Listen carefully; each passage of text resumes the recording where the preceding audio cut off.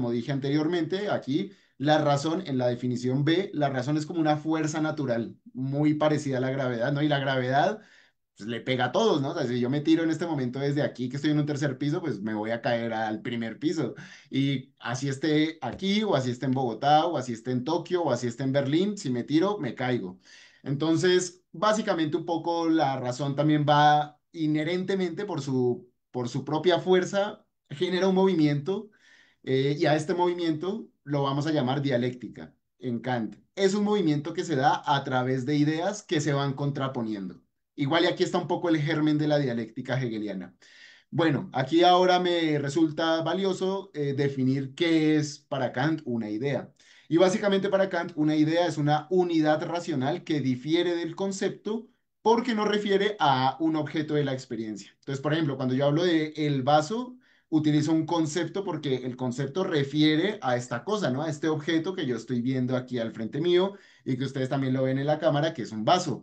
Entonces, para Kant, los conceptos refieren a cosas de la experiencia, a cosas concretas, mientras que las ideas son, como lo digo aquí, unidades racionales que no refieren a ningún objeto de la experiencia. Entonces, para Kant, en la crítica a la razón pura, él identifica tres ideas de la razón: la idea del alma, la idea de la libertad y la idea de Dios.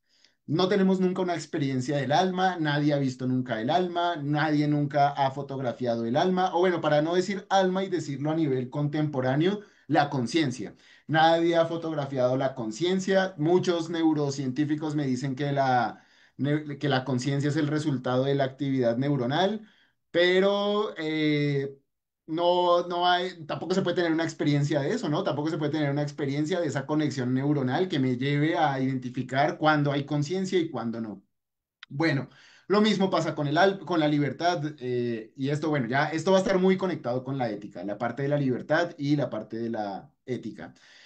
En el mundo vemos que todo sucede por causalidad y porque todo está conectado a través de leyes causales. Si yo boto en la taza, pues se me va a romper. Si yo me boto del tercer piso, me voy a caer. Y todo funciona a partir de estas leyes de la naturaleza. Entonces, eso hace pensar que nunca no experimentamos a nivel de la naturaleza, de objetos de la naturaleza, de fenómenos, que ese es el término filosófico de Kant, el fenómeno, que es aquello que experimentamos.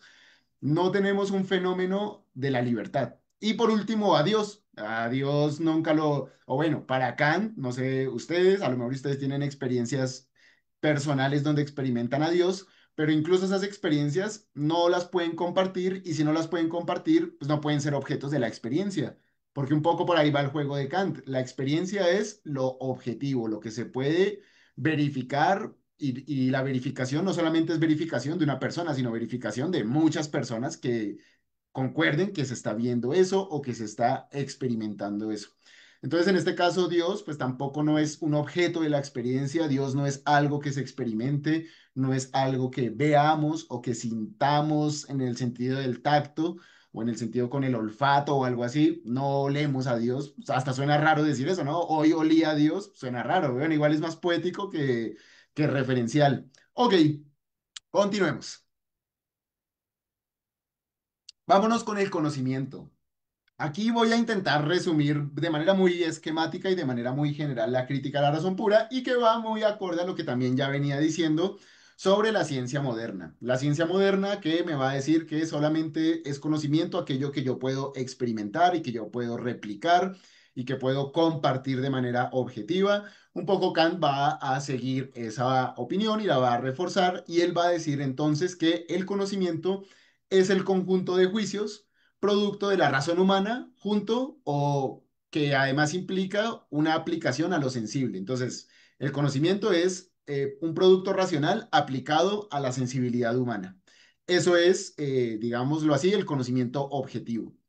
Y en este sentido, para Kant, solo es conocimiento o solo son conocimientos aquellos juicios que se apliquen a la experiencia, a la sensibilidad. Para Kant, experiencia va a ser la mezcla o la amalgama de lo sensible, de lo que sentimos, de lo que nos impacta y de nuestra capacidad racional. Así que experiencia no es solamente aquello que sentimos, que esto es como una tesis más empirista, sino que la experiencia va a ser aquello que nos impacta junto con la razón que le da forma. Recuerden con lo formal. Entonces, nos afectan un montón de cosas y la razón, digámoslo así, la razón ordena esa información. Y ese ordenamiento es meramente formal. No es que la razón afecte el mundo, no es que la razón esté interfiriendo en el mundo, solamente le da un orden. Y a ese orden le vamos a llamar el aspecto formal. ¿Va? Ok, entonces, en este sentido, digámoslo así, unido con el espíritu de la ciencia moderna, la razón busca y proyecta en la naturaleza aquello que le va a permitir construir y avanzar. Y básicamente esa es la ciencia moderna, ¿no?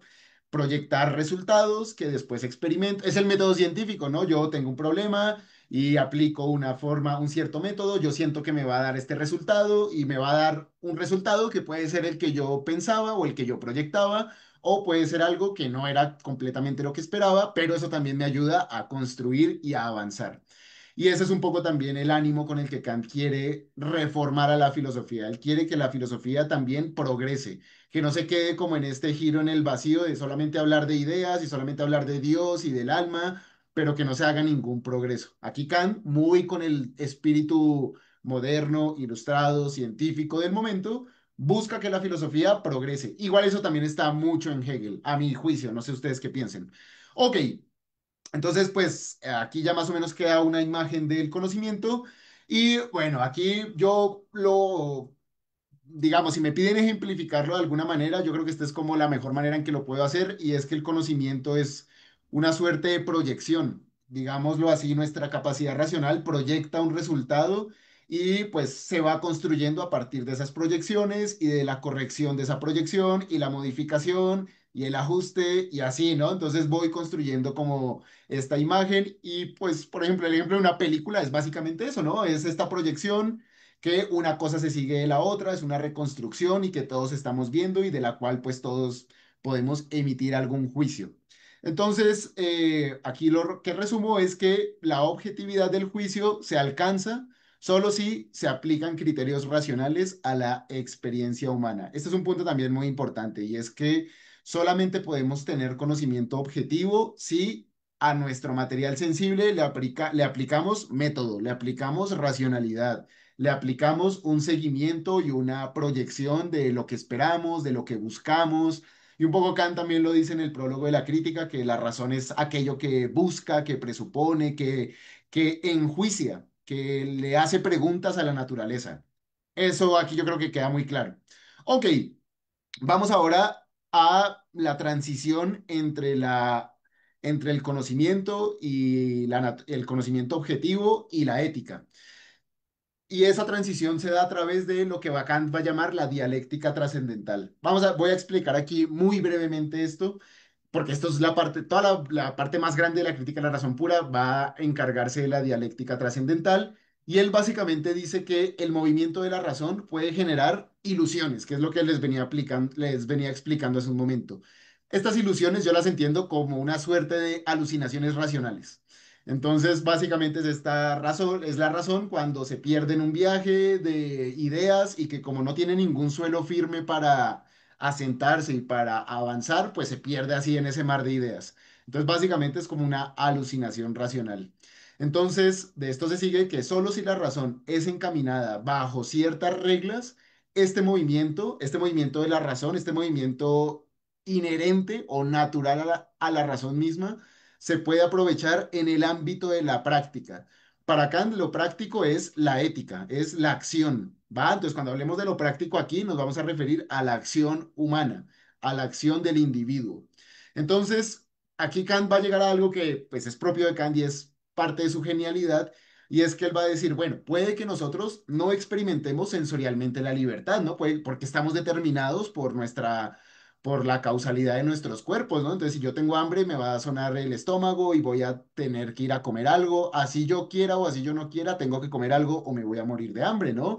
Y aquí, por ejemplo, Kant supera esta discusión de si somos libres o no somos libres, de si estamos determinados o no estamos determinados. Él dice, bueno, sensiblemente puede que estemos determinados, puede que estemos condicionados por todas nuestras, valga la redundancia, condiciones corporales, materiales, etcétera.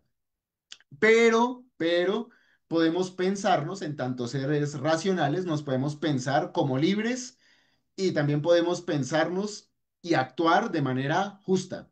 Entonces, o con justicia. Entonces, aquí es donde está la genialidad de Kant y su solución a estos problemas acerca de si somos libres o no somos libres, de si todo está determinado y puede haber culpa o no puede haber culpa, que eso es como un debate muy de la filosofía del derecho y de la ética. Y aquí el punto de Kant es, bueno, sensiblemente puede que no lo estemos, puede que estemos condicionados por las leyes de la naturaleza, pero en tanto somos seres racionales, también podemos generar todo un orden de leyes racionales. Y hacia ahí va la ética y hacia ahí va el derecho, en una serie de reglas o de leyes inteligibles o racionales que condicionen nuestro comportamiento. Por ahí va la cosa. Entonces, de aquí, por ejemplo, se van a desprender una serie que yo llamo de preguntas epistémico-jurídicas.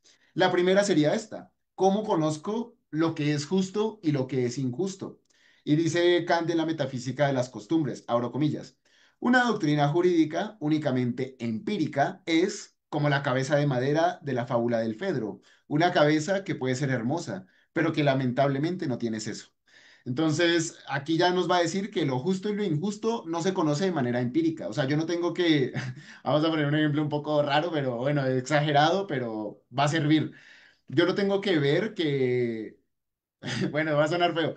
Yo no tengo que ver que atropelle, que alguien sea maleducado con una viejita para decir que eso es injusto. No tengo que ver el caso de un maltrato hacia un adulto mayor para decir que ese comportamiento es injusto. Yo puedo saber que eso es injusto sin que yo tenga que ver cómo le pegan a una viejita, ¿no? Para decir, ah, eso es injusto.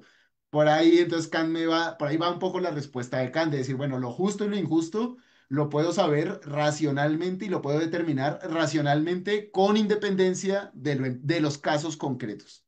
O sea, lo puedo saber a priori. Ahí es donde está el término y aquí es donde juega lo a priori. Entonces, precisamente aquí va la segunda pregunta, ¿no? ¿Puedo conocer la justicia y la injusticia completamente a priori? Bueno, para Kant, spoiler, sí. ¿Y puedo formular un juicio sobre lo que es justo o lo que es injusto completamente a priori? Respuesta o spoiler para Kant, sí. Ok, vámonos ahora con la ética. Y aquí puse la imagen justo como de la marioneta de si somos libres o no somos libres. Y el presupuesto de Kant va a ser el siguiente. Podemos pensar, que ya también lo venía diciendo en la dialéctica trascendental, podemos pensar nuestras acciones como libres, es decir, que no están condicionadas por nadie más que por nosotros mismos. Y si podemos hacer esto, entonces estamos obligados a actuar acorde a la regla.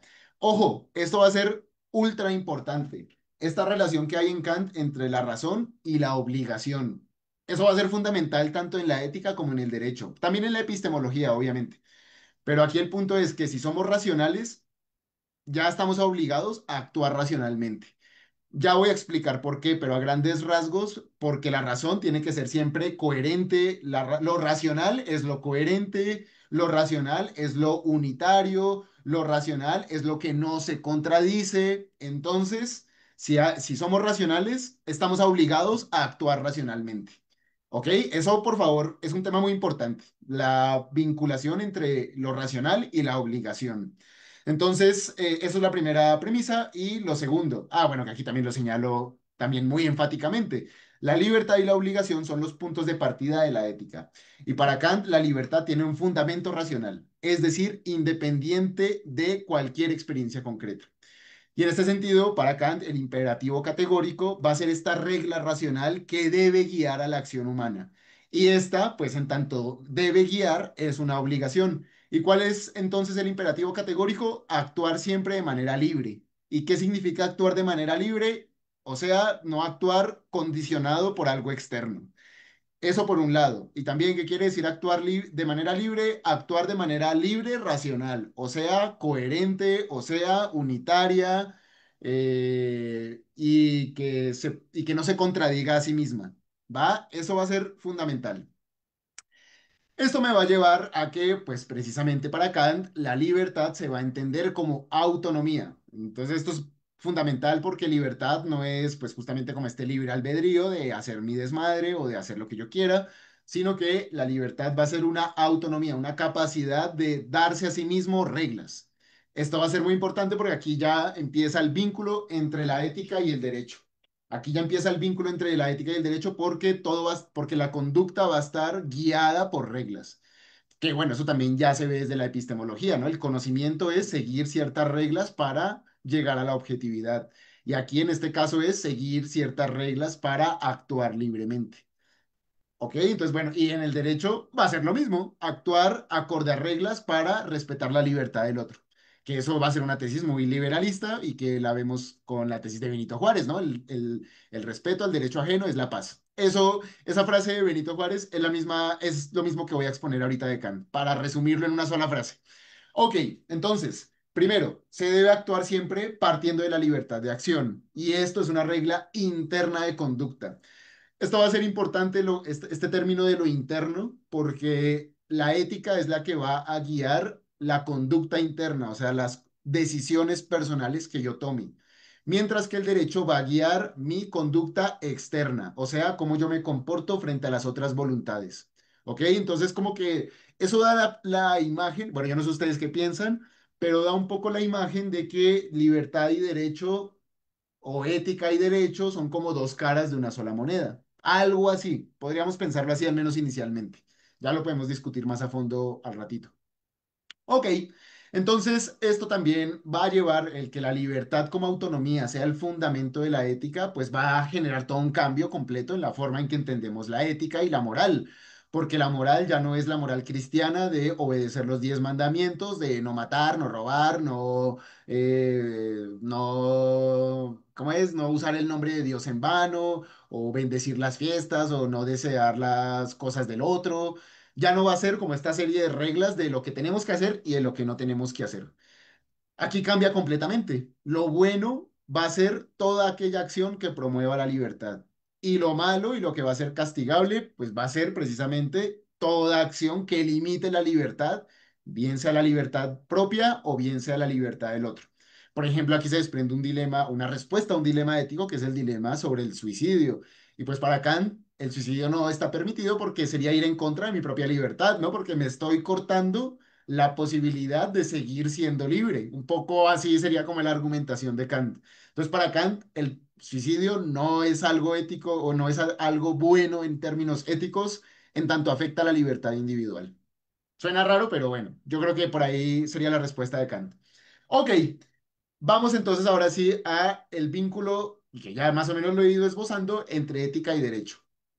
El derecho va a ser precisamente este conjunto de leyes racionales, a priori y externas, que permiten el desarrollo de las libertades de los individuos. Yo aquí lo pongo entre comillas como relaciones jurídicas, y este término va a ser muy importante, relaciones jurídicas. Vamos a mantenerlo ahí porque aquí va a derivarse un punto muy importante.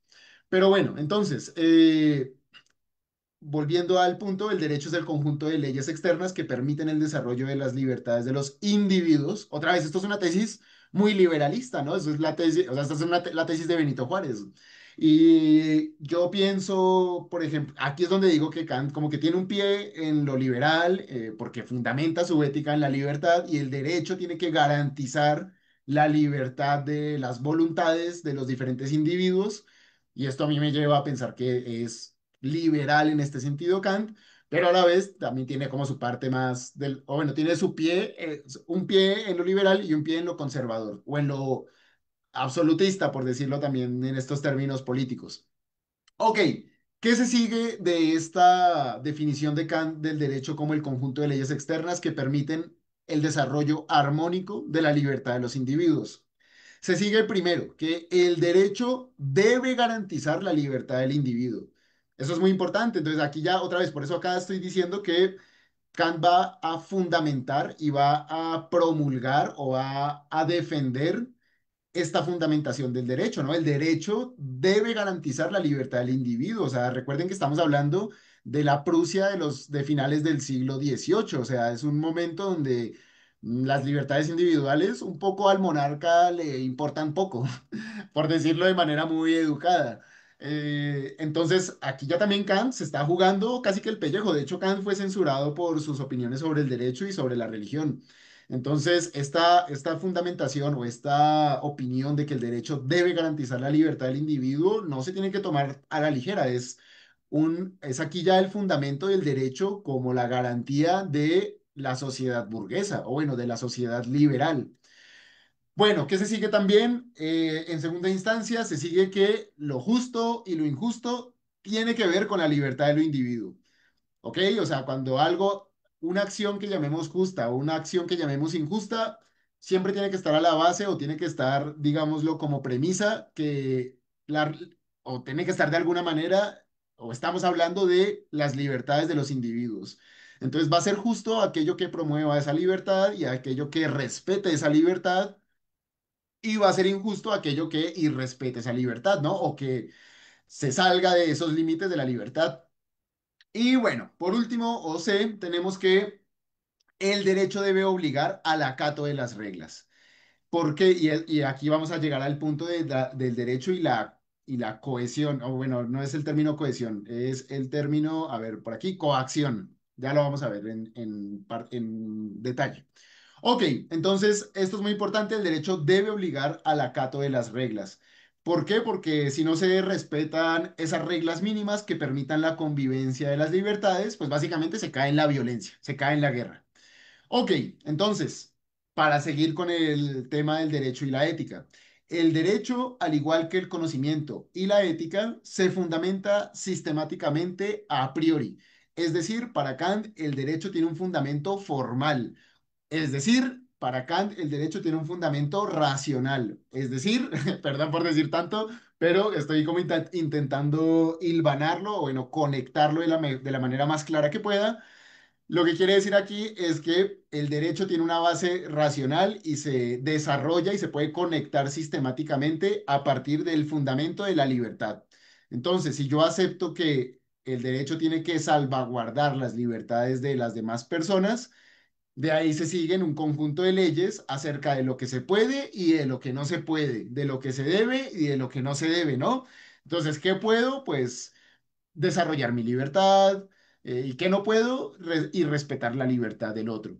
Básicamente, de ahí se pueden seguir un montón de cosas más, como el trato hacia mi esposa, el trato hacia mis hijos, el trato hacia mis trabajadores, el trato hacia mis iguales y viceversa, ¿no? ¿Qué puedo hacer con ellos? O bueno, ¿qué debo hacer y qué puedo hacer con ellos? Y qué no puedo hacer con ellos.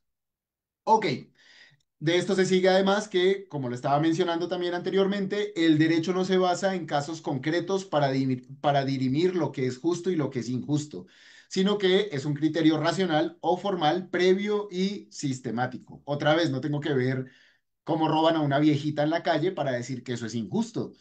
Obviamente si lo veo, pues voy a decir que es injusto, pero no necesito verlo para saber que eso es algo injusto. Y eso lleva a pensar que lo justo y lo injusto tiene que ver con un criterio racional. Ok, que otra vez, como ya lo había mencionado, yo lo había un poco, como antecedido, que lo racional es aquí lo sistemático, lo coherente, lo no contradictorio, lo predecible, lo proyectable y lo unitario. Entonces, esto, digámoslo así, ata al sujeto, ¿no? Ata a los individuos, porque el individuo que actúa libremente tiene que ser un individuo que actúe sistemáticamente, que actúe de manera coherente, que actúe de manera no contradictoria, que actúe de manera predecible, de manera proyectable y de manera unitaria. Y un poco, por ejemplo, cuando firmamos un contrato, un poco el contrato va a asumir eso, ¿no? Que yo que firmé eso voy a mantenerme siendo la misma persona que va a reconocer que firmó ese contrato. Yo no voy a desconocer un contrato que tiene mi firma. Un poco a la base de la firma y de la propia noción del contrato, pues está esto, ¿no? Que se va a asumir que los individuos van a ser personas coherentes, predecibles, proyectables, que no se van a contradecir, que van a ser coherentes con sus comportamientos, con sus actitudes. Yo lo que quiero que vean es que a la base de los tecnicismos que se aplican en el derecho, las figuras del derecho, como, bueno, desde una demanda o un contrato, o una celebración de un contrato, de un acta constitutiva, pues están estos presupuestos, ¿no? De que nosotros actuamos de manera sistemática, de manera coherente, de manera no contradictoria y de manera predecible. Ok, entonces Bueno, eso también, por favor, tengámoslo muy en cuenta, porque aquí también es donde viene el punto de la obligación, ¿no? O sea, el hecho de que yo actúe de manera sistemática, coherente y predecible, pues eso me obliga a que cada acción nueva que yo haga tenga que conectarse sistemáticamente, que sea una acción coherente y que sea una acción no contradictoria. Eso es la obligación, ¿no? Si yo ya actúo de cierta manera, todas mis acciones tienen que mantener esta sistematicidad, tienen que mantener esta coherencia. Y por lo tanto, pues no puedo yo, eh, bueno, no puedo yo desobedecer el mandato de la razón, ¿no? Tengo que obligarme a actuar de esa manera. Y aquí por eso pongo que finalmente la obligación tiene origen en la propia razón. Esto es fundamental. En la razón está tanto la obligación como el deber. Ok, entonces aquí hay una cita de la metafísica de las costumbres donde dice Kant, una acción es conforme al derecho cuando permite o cuya máxima permite a la libertad del arbitrio de cada uno coexistir con la libertad de todos según una ley universal. Básicamente esta es la tesis del liberalismo político, esta es la tesis de Benito Juárez, nuevamente lo cito, el respeto al derecho ajeno es la paz, o sea, esta es una traducción del el respeto al derecho ajeno es la paz. Bueno, obviamente Benito Juárez la dice 80 años después, pero aquí ya están sentadas las bases de ese pensamiento liberal aplicado en el fundamento al derecho. Ok, y en ese sentido, pues la necesidad del derecho se equipara o está como en un justo medio entre dos extremos. ¿Y qué quiere decir esto? Que si no hay derecho, o estamos en un estado total de guerra, que sería lo que los naturalistas y Kant van a llamar estado de naturaleza, o sería el reino de Dios, básicamente el cielo, ¿no? Porque en el cielo hay una equidad donde todos tienen lo que les corresponde y nadie es desigual y nadie padece de ninguna injusticia, sino que hay una equidad completa. Entonces, como que el derecho es lo propiamente humano, es lo que está entre, bueno, la guerra también es lo propiamente humano, pero como que es entre lo humano y lo bestial, un poco como que para acá la guerra es lo natural, ¿no? Esto natural, entendiendo lo natural como pues esto más, lo no jurídico, lo bestial. Y el derecho pues va a buscar precisamente imponer un estado jurídico. ¿Y qué es un estado jurídico? Bueno, lo que Kant define como el estado civil, pues un estado que esté mediado por las reglas jurídicas, o sea, reglas que garanticen la coexistencia de la libertad de todos. ¿Ok? Ok. Va, aquí llegamos a un punto muy importante del derecho y la coacción, porque justamente en tanto que el derecho va a garantizar que todas las relaciones humanas sean relaciones jurídicas, o sea, relaciones que garanticen la libertad de cada uno, pues también el derecho tiene, ahí sí, valga la redundancia, el derecho tiene el derecho de coaccionar, de hacer que todas las voluntades estén este estado jurídico, bajo este estado donde se respeten las reglas jurídicas que mantienen las libertades individuales sin que entren en conflicto. Y yo un poco pienso en la imagen de la portada del libro de Hobbes, del libro de Leviatán, que es como este estado representado por el monarca, que igual y también es como el estado prusiano conformado por un montón de personas y que a su mano derecha tiene la espada, en tanto que puede ejercer esta coacción, y el cetro en su mano izquierda de el control.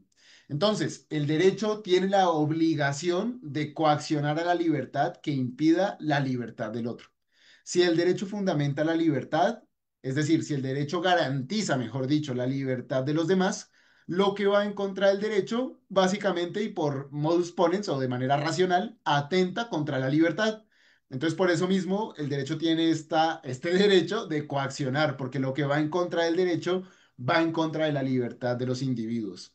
¿Ok? Entonces, por esta razón también el derecho tiene esta garantía y tiene esta obligación de mantener a todos dentro de este marco jurídico.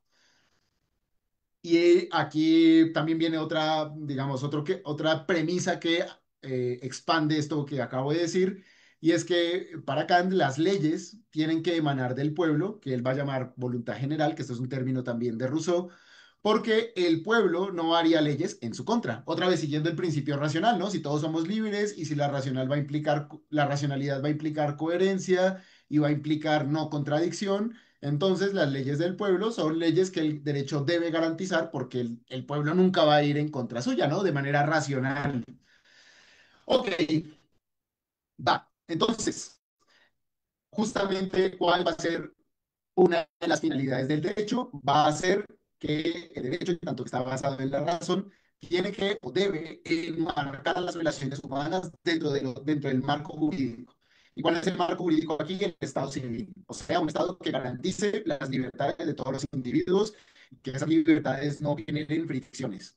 Entonces, lo que busca el derecho y lo que va a defender Kant, digamos, lo que Kant va a sostener que el derecho debe buscar es que todo trato entre personas sea un trato mediado por los derechos jurídicos.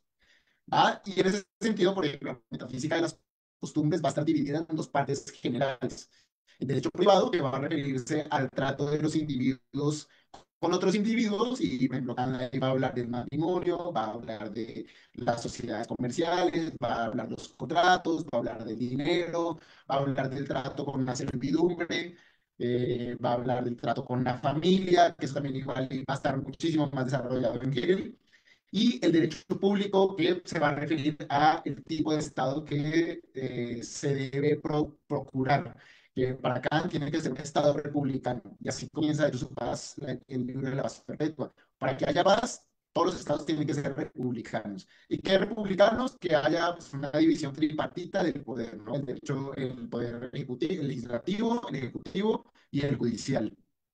Ok, digamos, esto también así como un mapa general de la metafísica de las costumbres para que ustedes más o menos se guíen si quieren entrar en la metafísica de las costumbres, que está bastante interesante el libro.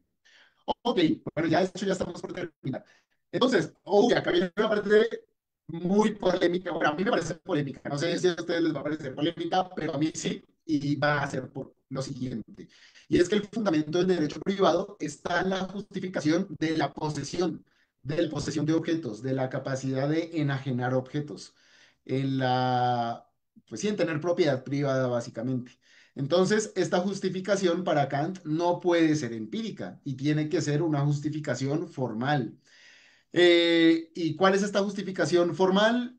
Básicamente él va a sostener que pues todos vivimos en la Tierra, ¿no? Y la Tierra es un lugar finito. Y para que todos no nos estemos matando por nuestro pedazo de tierra, por nuestra posesión de tierra, vamos a asumir jurídicamente que la libertad, digámoslo de esta manera, la libertad se expresa en la capacidad de poseer objetos, en la capacidad de poder enajenar objetos.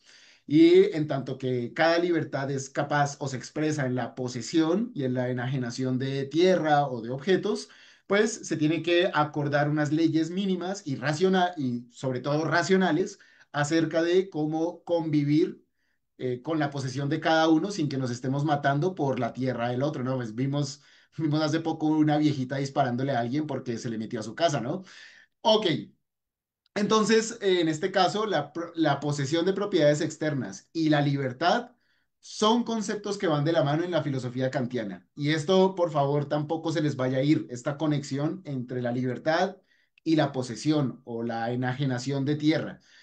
Y esto es algo que complementa, a mi juicio, la definición de libertad para Kant, porque en la ética solamente estamos diciendo que la libertad es la capacidad de ser autónomo y de tomar decisiones propias, pero aquí en el derecho también me está diciendo que no, la libertad no es solo eso, también es la capacidad de poseer tierras, sí, de ser alguien que tiene un propietario, de ser propietario. La libertad es igual a ser propietario también, de poseer una tierra y de no solamente de poseer la tierra, sino de ser responsable de esa posesión.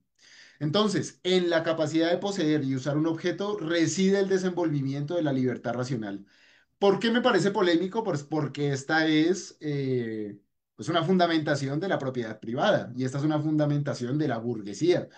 Y por eso acá sostengo que precisamente Kant va a fundamentar el derecho burgués y que esto, bueno, esto lo voy a decir al final, pero esto va a ser la crítica que le va a hacer Marx a la filosofía alemana en general, pero pues también a Kant y a Hegel en específico. Ok, pues el derecho privado va a estar fundamentado en la libertad y la libertad a nivel interno se expresa en la capacidad de formularse leyes a nivel ético, pero a nivel externo se expresa en la capacidad de ser propietarios. Va, entonces, teniendo esto en cuenta, ¿cuáles van a ser las finalidades del derecho? Va a ser, por un lado, imponer un estado civil donde su fuerza resida en el derecho. Segundo, va a buscar preservar la libertad del individuo. Tercero, preservar la propiedad. Y por último y cuarto, llegar a el republicanismo. Ok, sí, ya voy a terminar, discúlpenme, estoy a 5 diapositivas y voy a llegar muy rápido. Ok, perdónenme, yo según es que iba a hacerlo muy corto y terminé hablando casi una hora. Ok, y entonces bueno, esto finalmente nos deja con la definición de Kant del derecho como este marco mínimo de las relaciones humanas. El derecho en tanto emerge de la razón y siendo la razón una capacidad tanto individual como colectiva que mejora y se ajusta en tanto haya mayor pluralidad e igualdad, buscará el beneficio de todo participante racional en las leyes. A esto lo llama Kant voluntad omnilateral. Como la razón no se contradice, entonces todo ciudadano debe obedecer el marco mínimo del derecho en tanto permite la realización de las libertades individuales sin devenir en conflicto o en guerra. El derecho, entonces, establece las reglas mínimas que permiten la paz entre individuos. Y aquí hay una relación muy importante entre derecho, igualdad y paz, entre estos tres conceptos. El derecho partirá de la igualdad jurídica de los ciudadanos. Todos somos, en este sentido, súbditos ante la ley, y esto garantiza el respeto y la duración de la paz. Por otro lado, la guerra entre humanos es lo más cercano a un estado natural donde hay amenazas y la paz se logra a través de un estado civil y por lo tanto las leyes jurídicas se deben imponer para imponer este estado civil. Suena un poco contradictorio decir eso, ¿no? Que se debe imponer un estado civil, pero aquí el punto de Kant es que se debe imponer para no caer en el estado de naturaleza. Ok, para cerrar, ¿cuáles son los aportes al mundo de hoy? O para mí, ¿cuál es el aporte de la filosofía kantiana? Esto, exigir integrar la vida humana en general, pero las otras formas de vida en general en un marco jurídico que norme las relaciones. Y yo creo que como estudiantes tanto de filosofía como de derecho tenemos que exigir eso, que las relaciones humanas, la relación entre hombre, mujer, hombre, niño, hombre, animal, hombre, naturaleza, y mujer naturaleza, mujer niño, mujer animal, mujer naturaleza, estén en un marco jurídico que permita el desarrollo de las libertades de esas personas. Yo creo que tenemos que exigir eso, y más en estados latinoamericanos donde hay desigualdad y donde hay muy malos tratos, hay paramilitares, hay narcos, y todo eso significa cualquier cosa menos algo jurídico. Los paramilitares, los guerrilleros o los narcos me parece algo más cercano al estado de naturaleza que a algo jurídico. Ok, y por otro lado, las críticas y los límites. La primera crítica es que esta, o lo que se le señala a Kant, es que esta igualdad jurídica formal valida las desigualdades materiales en la sociedad y no hace nada por redistribuir las riquezas.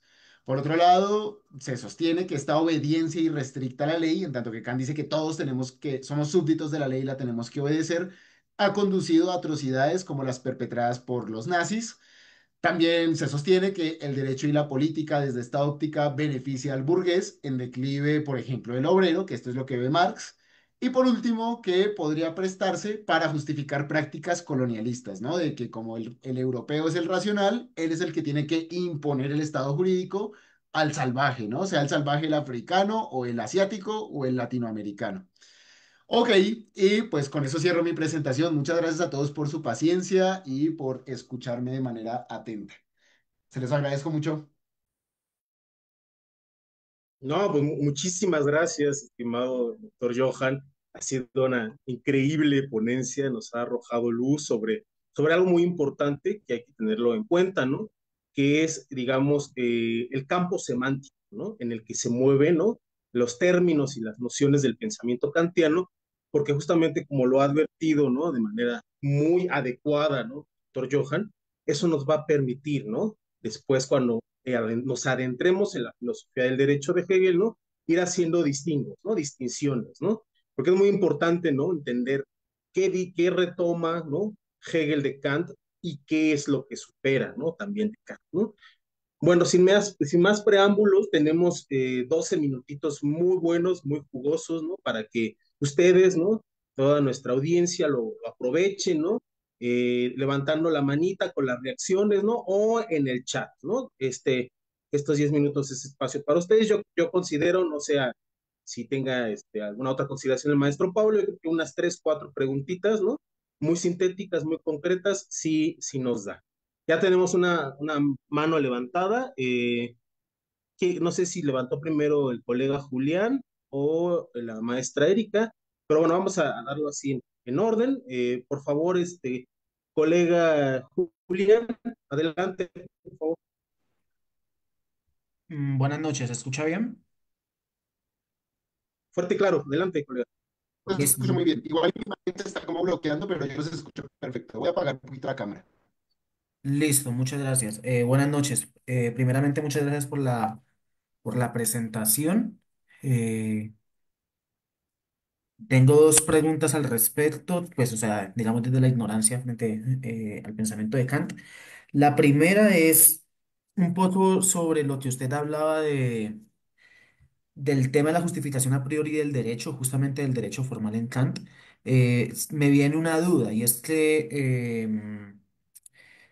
pues creo que a la hora de la aplicación del derecho, genuinamente tal vez haya prácticas jurídicas o haya prácticas cotidianas que dentro del marco del derecho no de Kant, pues como que no tengan respuesta de si lo justo y lo injusto. Es decir, yo entiendo que usted me dice como que lo de la viejita, Ujú, pero que si es bueno o malo, que podemos tener un conocimiento a priori de si es bueno o malo, pero por ejemplo Kant mismo justifica la pena de muerte, pero además de eso justifica que la mujer sea, pues no sea un sujeto pleno de derechos, y eso tal ujú. vez pueda, digamos que la respuesta fácil sea como acudir a su contexto histórico, pero pues además es como que, bueno, una prueba, o sea, decir como que la mujer no tiene plenos derechos, pues hoy en día no lo sostendríamos al menos, ¿no?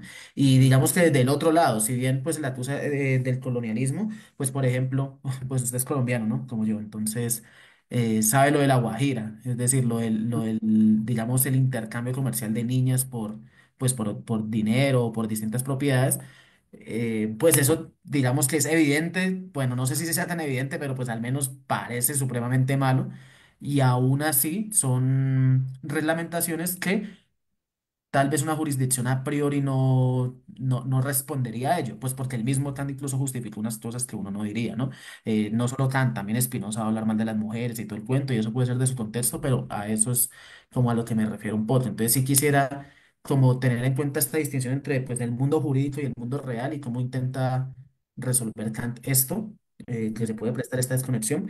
Y la Muy bien. segunda pregunta muy concreta es si puede volver a explicar, por favor, la cuestión, pues a mí me interesa entre la libertad y la propiedad, justamente. O sea, ¿en qué sentido en Kant se sigue que la propiedad es condición de la libertad?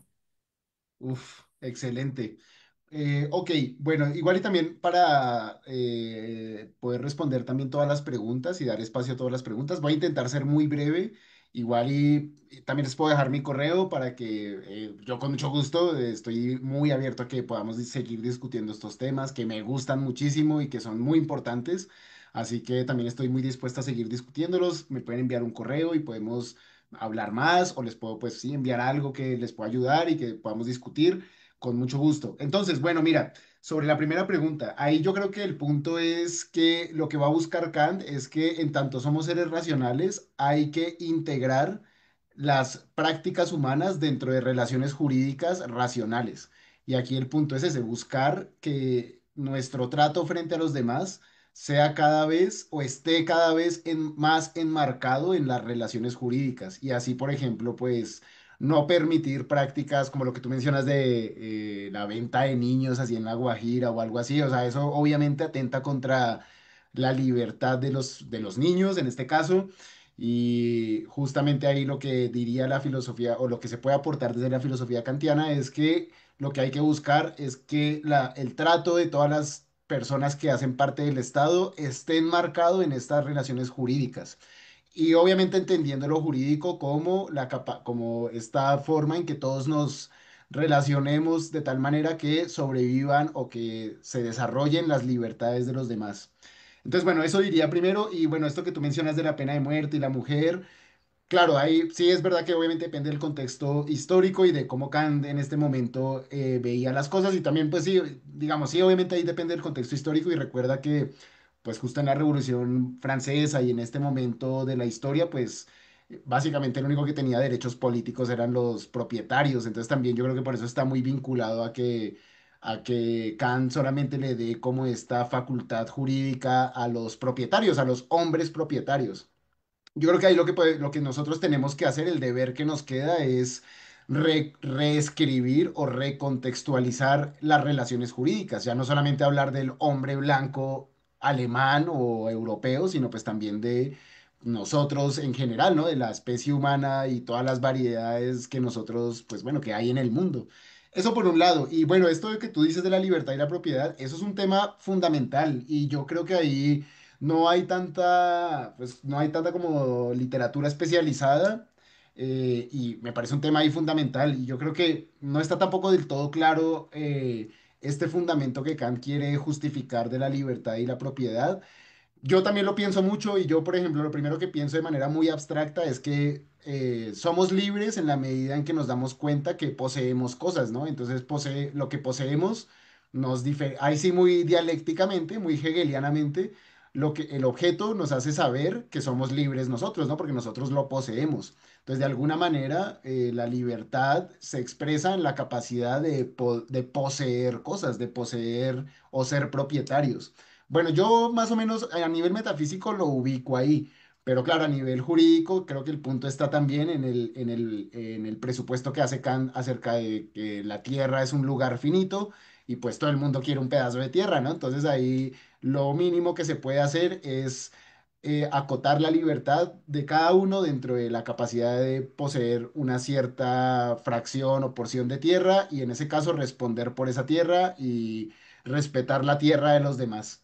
Bueno, hasta ahí me iría para que pueda yo darle espacio a las otras preguntas. Te agradezco mucho las preguntas y ahorita igual y paso mi correo para que también podamos seguir en contacto y pues también yo les pueda ayudar con lo que, bueno, con lo que yo pueda ayudarles. Muchas gracias. Muchas gracias, estimado doctor Johan. Miren, vamos a hacer lo siguiente, ya que nos queda muy poco tiempo. Nosotros mediante el correo, aquí el doctor Johan ya nos lo pasó, el correo nosotros se los enviamos, ¿no? Si no lo alcanzan a copiar. Si el doctor nos lo permite, ¿no? Y lo dispone, también, si es posible, bueno, si él lo dispone así, Sí, podríamos por supuesto enviar que también sí.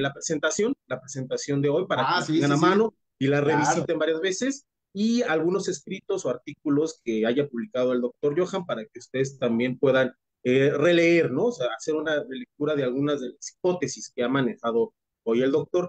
Tenemos dos preguntas, una de la maestra Erika García Landeros, que levantó la mano, y otra pregunta en el chat. Hagamos esto para que no se atropelle tanto. Voy a leer Ujú. la pregunta del chat de la licenciada Erika Delgado Garnica, y esa pregunta, para hacerlo más ágil, la responde por correo y se la mandamos a la licenciada Erika para que no haya ningún problema, ¿no? De que se nos acabe el tiempo, ¿no? La licenciada Erika Delgado Garnica dice, buena tarde, felicidades al ponente, ¿no? Muchísimas gracias, Erika, por la felicitación a nuestro querido doctor Johan. Una pregunta, Gracias. ¿estas ilusiones trascendentales se refieren a que la razón no puede conocer la libertad? Igual para que Respuesta usted la vaya corta. pensando. Mira, respuesta corta, exacto. O sea que la libertad, en tanto no es un objeto de la experiencia, no se puede conocer. Para Kant solo se conoce lo que experimentamos. Exactamente. Y eso nos lleva a Muchísimas esas conclusiones. excelente. No, más preciso no se puede. Y otra pregunta de la maestra Erika García Landeros, que levantó la manita. Adelante, maestra, por favor. Hola, buenas tardes. ¿Sí me escuchan? Sí, perfecto. Fuerte y claro. Sí. Bueno, es más bien un comentario y me gustaría saber la opinión del ponente. Felicidades, una excelente exposición. Bueno, dicen que todo cambio histórico crea sus propios mitos y en este cambio histórico en el que participan Kant y Hegel, pues, como protagonistas del pensar la modernidad. Pues ya en tu exposición, pues vi varios, ¿no? Como por ejemplo el de universalidad que ya habías mencionado. Ujú, Este, porque un mito, pues, no es que sea algo falso, sino que es una narrativa a través de la cual se intenta dar sentido, a la realidad, pero ocultando las contradicciones internas de esos mitos, ¿no? Como la universalidad. ujú. Otro mito, pues, sería el de la racionalidad, o sea, que esto nos lleva al formalismo, ¿no? El querer entender o querer pensar que que la racionalidad en sí misma no tiene contradicciones, que Ujú, se utiliza únicamente de manera instrumental para lograr fines, en este caso, bueno, para regular a la sociedad, ¿no? Pero dejando fuera muchos elementos, y valiéndose de muchos mitos, entre ellos el pueblo, ¿no? Hay un autor que se llama Volcán que dice, es que no es que el pueblo creó el derecho, sino que el derecho creó el pueblo como una figura para ujú. justificar pues sus determinaciones, ¿no? Entonces, bueno, esto pues es definitivamente muy, muy largo, pero nada más quisiera saber si tú crees que entonces Kant aún no hacía la dialéctica de estas figuras, ¿no? La dialéctica de la libertad, únicamente como una libertad negativa, que me parece que Hegel sí la hace, o la dialéctica de la universalidad, que creo que Hegel no la hace. Eso sería todo, gracias. No, muy bien, excelente. Muchas gracias por tu comentario. Y yo estoy de acuerdo definitivamente con estas figuras míticas como la razón y la universalidad. Y yo creo que, bueno, o sea, en su contexto, Kant pues sí estaba muy convencido, o bueno, al menos en sus textos sí refleja que está supremamente convencido. Y yo creo que está convencido porque la racionalidad así presentada como algo que todo ser humano posee y que es algo muy general y abstracto, pues se puede comprar muy fácilmente esa tesis, ¿no? En tanto que supuestamente todos cumplimos con ese criterio, pues se llega muy, pues llega casi que de manera inferencial a este universalismo, pero claro, una cosa es lo que nos dice la razón y la formalidad y otra cosa es la realidad y lo que ha pasado históricamente o lo que pasa históricamente o en este momento, ¿no? Así una cosa es la Constitución de México y otra cosa es la sociedad mexicana en donde en donde esa Constitución se aplica, ¿no? Y cómo se aplica y las maneras en que se aplica. Entonces, bueno, No, sí, perdón que te ajá, interrumpa, que yo me adelante. refería a que hacen pasar la racionalidad occidental como si fuera la única, ¿no? Eso, Como si no sí, hubiera sí, otras maneras de completamente. pensar. Sí, sí, sí. O sea, ahí definitivamente el punto está en que sí se oculta esas otras racionalidades cuando se asume esta generalidad de la razón como una propiedad que tiene todo ser humano, ¿no? En tanto que es humano, ya va a ser racional, y ser racional es seguir esta definición que nos están dando pues Kant y Hegel acerca de lo que significa ser racional. Que creo que lo dijiste muy bien con esto de que más bien no es que el pueblo dé el derecho, sino que el derecho inventa la figura del pueblo. Yo creo que muy dialéctico, como lo dijiste, y creo que captura muy bien el punto que estás sosteniendo. Y definitivamente yo comparto eso. Sí, es algo que por su propia generalidad oculta cosas. Y eso es algo que Marx también va a ver muy bien y va también como a señalar de manera muy enfática. Pero bueno, agradezco mucho tu comentario. Y bueno, yo también te voy a enviar Gracias. también la presentación, Alonso, y pues quedo también muy dispuesto a seguir la conversación y a estar presente también en las otras sesiones del seminario y a, bueno, a seguir la discusión. Les agradezco mucho la oportunidad, en verdad. No, muchísimas gracias, estimado Johan. Estamos muy complacidos, muy contentos, ¿no? Por esta increíble ponencia, ¿no? Que nos has brindado, nos has arrojado luz, ¿no? Sobre todo con un tema, ¿no? Que es tan complicado, ¿no? Como lo es la noción, el término de derecho, ¿no? En un filósofo tan técnico, ¿no? Tan preciso como lo es Kant, ¿no? Evidentemente nosotros tenemos aquí puertas abiertas, ¿no? Para cuando tú quieras volver con nosotros, ¿no?